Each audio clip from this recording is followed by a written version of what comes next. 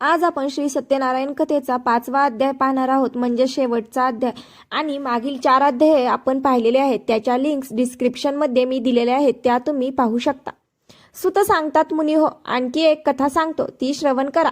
पूर्वी अंगदोष नावाचा एक राजा प्रजेचे पालन करण्याविषयी अति तत्पर होता। त्याने प्रसादाचा त्याग केल्यामुळे त्याला अति दुःख प्राप्त झाले। ते असे, तो राजा एकदा अरण्यातून सिंह, वाघ इत्यादी प्राण्यांना मारून वडाच्या झाडाजवळ आला। तो त्या ठिकाणी गवळी लोक आपल्या बांधवांसह भक्तियुक्त अंतकरणाने सत्यनारायणाचे पूजन करीत आहेत असे राजाला दिसले। परंतु राजा हे सर्व पाहूनही त्या ठिकाणी गेला नाही व त्याने सत्यनारायण भगवंतास नमस्कारही केला नाही।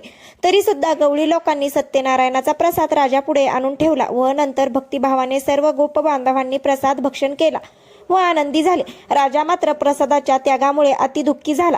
त्या राजाचे 100 मुलगे व धनधान्यादी सर्व संपत्ती नाश पावली। हे सर्व सत्यनारायणाच्या अवकृपेने झाले असेल असे राजाला वाटले व ज्या ठिकाणी गोपांनी सत्यनारायणाचे पूजन केले होते त्या ठिकाणी जाण्याचा निश्चय राजाने केला। नंतर गवळी लोकांच्या जवळ गेला व त्यांच्यासह भक्तिश्रद्धेने युक्त होऊन यथाविधी सत्यनारायणाचे पूजन केले। त्यामुळे हा अंगध्वज राजा धनपुत्र इत्यादी ऐश्वर्याने संपन्न झाला व या लोकात सुखी होऊन शेवटी वैकुंठ लोकात गेला। हा सर्व लाभ सत्यनारायणाच्या पूजनामुळे झाला, म्हणून सर्वांनी सत्यनारायणाचे पूजन अवश्य करावे। जो कोणी अतिदुर्लभ असे सत्यनारायणाचे व्रत करतो व फल देणारी अशी कथा भक्तिभावाने श्रवण करतो, त्याला सत्यनारायणाच्या कृपेने धनधान्यादी सर्व वस्तूंचा लाभ होतो व जो दरिद्री असेल त्याला द्रव्य मिळते व जो बंधनात पडला असेल तो बंधनातून मुक्त होतो। इच्छित सर्व ऐश्वर्य या लोकी भोगून अंती सत्यनारायणाच्या नगरात जातो। ऋषी हो, जे व्रत केले असता मनुष्य सर्व दुःखातून मुक्त होतो ते हे सत्यनारायणाचे व्रत तुम्हाला सांगितले आहे। विशेषते करून कलियुगात सत्यनारायणाची पूजा फल देणारी आहे। या देवाला कोणी काल, कोणी ईश, कोणी सत्यदेव व कोणी सत्यनारायण असे म्हणतात। नाना रूपे धारण करून सर्व भक्तांच्या इच्छा पूर्ण करणारा असा भगवान कलियुगात सत्यनारायण रूपी होईल।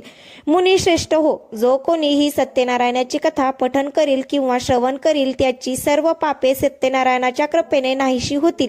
या ठिकाणी श्री सत्यनारायण कथेतील 5वा अध्याय संपूर्ण झालेला आहे। हरे नमः, हरे नमः, हरे नमः। मित्रांनो, या ठिकाणी आपला 5वा अध्याय संपूर्ण झालेला आहे। त्याचबरोबर आपली सत्यनारायणाची कथाही संपूर्ण झालेली आहे।